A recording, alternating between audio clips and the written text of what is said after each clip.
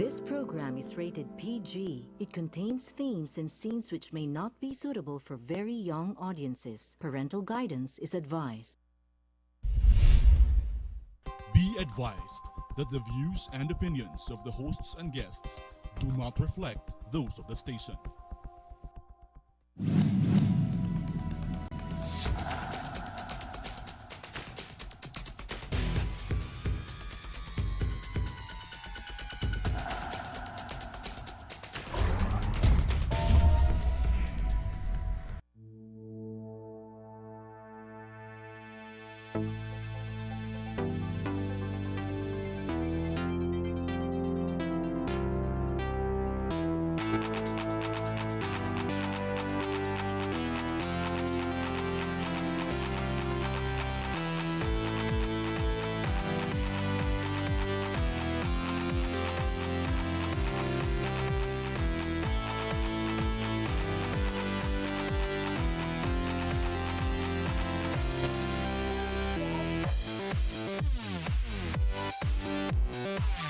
Hello, my name is Herbert Sanciangco. Welcome to our program, Talk to Harry. Yes, in this case, I guess I do all the talking, so it seems to be the other way around. Let's talk about the elections. It seems it's off to a good start. We've already had a number of murders, and let's see, we have a number of police captains and whatnot being relieved, not necessarily if the elections. Maraming babala lumalabas na.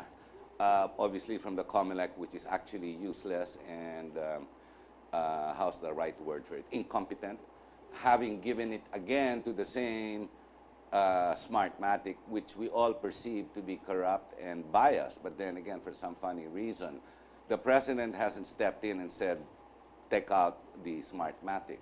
Then again, we have to live with that. And of course, James Jimenez, who does his best to try and rationalize the poor man when they're trying to do their best. And the commissioners are sitting there who actually, I don't think have any longer any control going down. It's like Maria Sison talking for the communists, and everyone down there don't really care and want to do their own thing. So it's called anarchy at the most in a system that is bent. So this is the problem. I'd like to talk about the surveys because it seems it's become not just an awareness program that many say, awareness. It has been weaponized somewhat. It's called trending. Are we to believe what the newspapers tell us about who's trending and who's first and who's last? I mean, after all the information that is thrown to us, which is likewise bent, is there any news that comes to us that's no longer fake or what you call biased? Isn't it all manipulated somehow by the owners, proprietors, managers, whatever, of the broadcast media?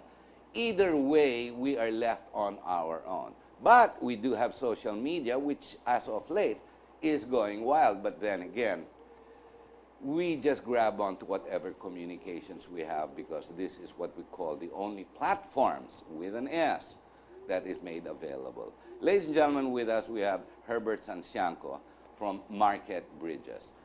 Herbert, tell us about Market Bridges first, and maybe that's where to start. Because that's exactly right under your name and our topic. Okay. Thank you, Harry. Thank you very much for inviting me here. And it's been my privilege to be interviewed again for the second time after a longest time. Your topic, yourself, your business, your expertise is relevant. Yes, sir. More than anything. Other than being my friend, it's extreme. Kaya when I saw you 2-3 weeks ago, pare, relevant ka. Go ahead, please. Okay, Market Bridges is a company that was born in 94. I thought 2001. No. 2001 was the first year survey that we conducted a political survey. Okay, that was my intro year as an election year. Okay. But my company has been there longer than that because we started as a direct marketing company. Then, because I'm a marketing professional, so one thing led to another where we had market research, brand activation. Then some of my students became my clients, and because I was teaching, among other things. Then one thing led to another where with my work for a bank that had a business enterprise advocacy. So I was with them. I wrote for their articles and so forth. And I also wrote for a company in Hong Kong, a Filipino publisher. Okay, Oh, umikot ka na rin pala, no? Oo, kasi OFW yung ano eh, kung nila eh, yung so one thing led to another. So however, it was not more than about 3 or 4 years later that we saw the first economic collapse relative to the Thai financial That's scandal. 2007 and up to 2009, huh? Hindi, 07, 09? that was earlier than that. That was before the Okay. millennium. 97. Yes. Oh, the 97 Yes. collapse, Black Yes. Monday. Yes. Yes. And against that backdrop, our direct marketing service was threatened. We used to sell stuff through the mail. I was associated with the credit card companies simply because I had that expertise from the Nagano US. ka rin, diba? TV shopping. It Yes. started one of the first with Yes. RJ pa. Yes. So because of that, through a mutual friend, the TV home shopping of RJ was born. Okay, I was the guy who was literally talking about the promos and whatever that is. But we couldn't go very far because of RJ's... The reach was minimal. Eh. Yes. Hindi pa malawak eh. Yeah, plus for whatever we have accomplished during our watch, we can say it was quite a success. Okay. No, it was. Oh. Considering the market trends, tsaka hindi, it wasn't vogue. It Hindi lang wasn't yun. vogue in those days. Hindi lang yun. But TV was TV. For And entertainment. yes. So the formats that were introduced had an audience, was attractive. The products that were being sold were very interesting. So people, the curiosity was satisfied, business was born, Yeah. profits were made. Yes. Okay. Eventually, as I said, one thing led to another. We looked into feasibility studies because we were asked, can you do feasibility studies? Yes, we did that too. So I've done work for a company that wanted to bring in generic products here, generic drugs. It was quite a surprise. I also did a study for another company that was looking into a PNR cargo service. Sana natuloy yun, ano? Well, it should have been if not for the politics. Like Okay. as usual. And not only that, if we had that, if we were able to do this, my client was able to get the PNR caveat of this. Okay, PNR will not be in its dire straits today because it had income, good income. Okay, then I also did a feasibility study for a seaplane company. That would be good because of the archipelago and the islands. Correct, except that the problem was the financial outlook. Okay, we had many of the resorts in the Palawan area already ready to sign up. Problema lang was the sourcing of the aircraft from the so-called seaplane county here in Di ba Ryanair lang yan? They hindi, do all- hindi. In the US, in where Microsoft is in Redmond, okay, there's a Kasi small planes to eh, no? correct. Oo, tama, small planes and seaplanes. We were looking at the Cessna Caravan, okay. Which is good. Hindi masyado mahal yun eh. And hindi Turbo lang yun. prop lang yan eh. Would you believe many of the Microsoft senior executives own seaplanes? Because as far as they're concerned, their downtime, they go out of the city, land in some lake, go fishing, Yeah. diba? And enjoy the wilderness. I've seen enough movies. Yeah, Ganyan, and the husband of my cousin actually is one of them. Oh, okay. Okay, so I had the enjoyment actually of riding in his seaplane, piloting it. We went to this lake. Yeah. We caught trout. Okay, and wow, it was an exciting adventure Siyempre, for of me. course, Okay. of course. Anyway, back to home. One feasibility study led to the next. Nag-survey ka na. Tapos, because I was teaching in De La Salle Graduate School, okay, my graduate students became my clients, many of them for that matter. But as anything goes, when one friend asks you, kaya mo ba ito? O di, ako naman, sige, kaya ko yan. Di ba? Subukan. I even, in my first ever feasibility study, it was for a hotel casino in Clark. Oh, okay. And it was my total surprise that the way I prepared the financial feasibility, it had the blessing of Coopers and Lybrand from the States. Oh my gosh. Oh, I didn't expect it, okay? But, wow, you know what I mean? For that fellow to shake my hand and say, this is a great financial feasibility. Well, it adds on to the integrity. Correct. And however, the reason why my client could not get on the way, okay, because of PAGCOR. Okay, well, they were, license, yeah, the license plus, of course, the politics of getting a license. Okay. Of course. Then, well, they made it hard for my client to get the land that he needed in Clark for that. Okay.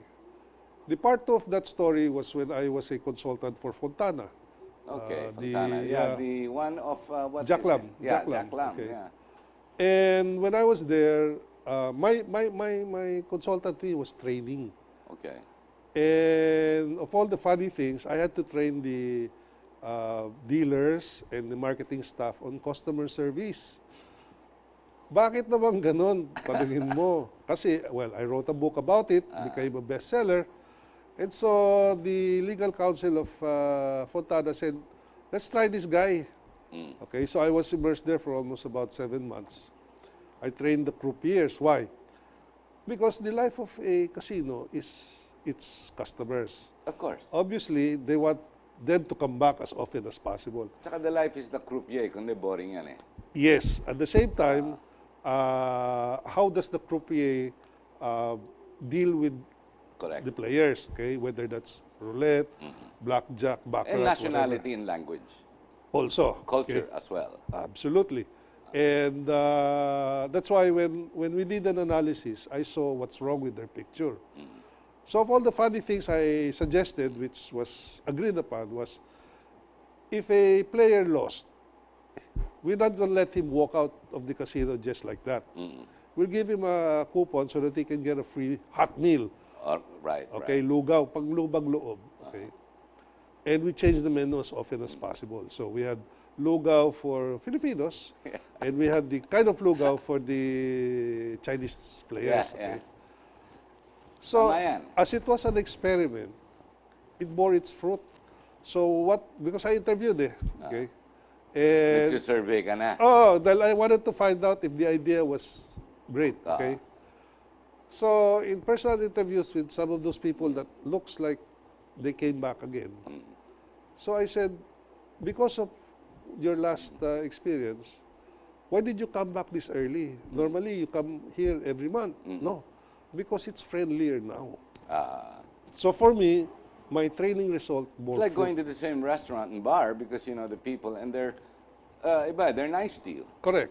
But this one kasi, hindi yung pag natalo ka, ang sama ng loob mo. Tas bastos pa.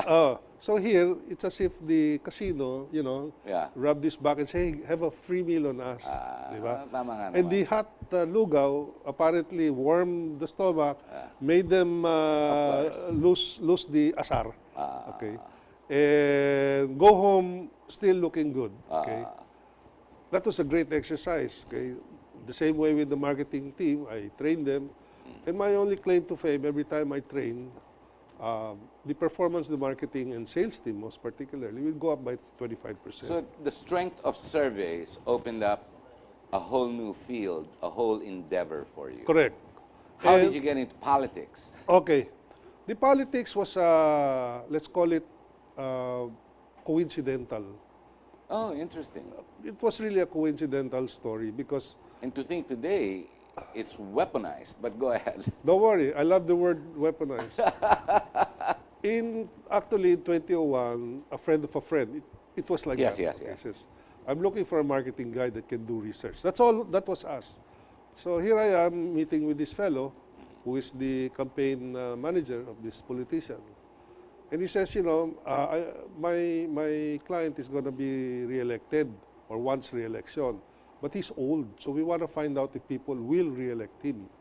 Okay, fine. So we did our survey, and we were very thorough. We had a long question list. And by the time that we were finished, I said to the client, the politician himself, sir, you will be a sure winner. Okay, simply because these are the points that the people love you for. And whoever's your challenger won't make it, even though he poured money. Simply because you've done a lot for the people. It proved to be accurate. Yes. And therefore, at that time, the so-called undecided was still something we didn't understand because it was our first foray. And, well, of course, because it was not yet electronic, so manipulations were left and right. Okay? Of course. In those days. No. And not only that, the challenger was pouring out money. Mahirap yung kalaban mo. Another client, which was a congressman candidate up north, was a dear friend of mine. It's his first time to double into politics, being an ex-military man. Okay. Then, of all the funny thing was, he's challenging another military man who retired and became a politician, congressman. So I surveyed, okay, and very clearly, we've started with focus group because we wanted to understand the local people in that area and to find out what's wrong with their picture. Why will they vote Juan versus Jose? Diba? Okay, so we got all that information. And it was clear what they were clamoring for, which was not being delivered to them. So you were able to identify what it is the people Needed. needed. The promises Yes. will help their life. At that time, sir, at 2001, okay, Imagine, yeah. would you believe the people there in that particular province is able to live at 30 pesos a day? Pwede. Basta mura pagkain, ano? Yeah, 30 pagkain. bucks. Fishermen di ba? But in 2001, 30 pesos is just my pamasahe from home to office. Yeah. So you can imagine the disparity of the culture, di ba? But I was, kumbaga, I re-humbled myself before easy people, the peasants, so to speak. And that was where later on, there was this possible project for the National Food... NFA. DAR. DAR. Okay, why? Because... Agrarian reform. Kasi, according to the boss then, the secretary then, he said, the farmers who benefited from DAR. I think that's William Dar at that time. Hindi. Kay Hindi na? Panandaman. Okay. Panandaman.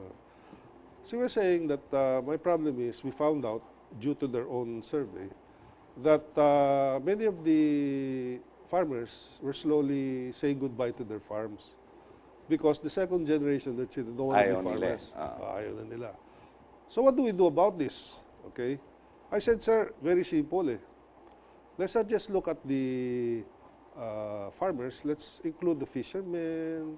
Farmers kasi are in two categories. The vegetable farmers, rice growers. Then you had your animal growers. The animal. Okay, which is livestock. Livestock. And that's where AGAP party list becomes relevant. Kay Nicky Briones. Okay. Okay, Nicky Briones. He's a very nice fellow, actually. Yeah, I know him. I interviewed him. And he's somebody I adore as a politician. I've interviewed him many times in Channel 9 pa. Yeah, okay. And I said, look, why don't we gather these people? Because believe it or not, in 2001, I was already thinking ahead in terms of cooperatives that had all these elements together, using online and making like, in Japan, the fish market, you bid for the fish, okay? You bid on how much will be caught and will be traded. Right. So ahead of time. whatever is the cooperative output will be traded. So we are taking off the middleman. Bakit? Because by going direct to a San Miguel or a Jollibee. Malaki savings mo. Exactly. Wait. We're going to have to take a short break. Ladies and gentlemen, we'll be right back. The reason we're leading up to all of this is to make you understand the true concept of surveys and how important that is. Don't believe what you read. It's called SWS. It's called PALS. Meron pa dyan Ibon. You might as well call it Lopez, Cojanco, or whatever dynastic names. those are the real true titles of these survey companies. Stay with us, learn more, and maybe this way you'll be more aware of the coming election. We'll be right back.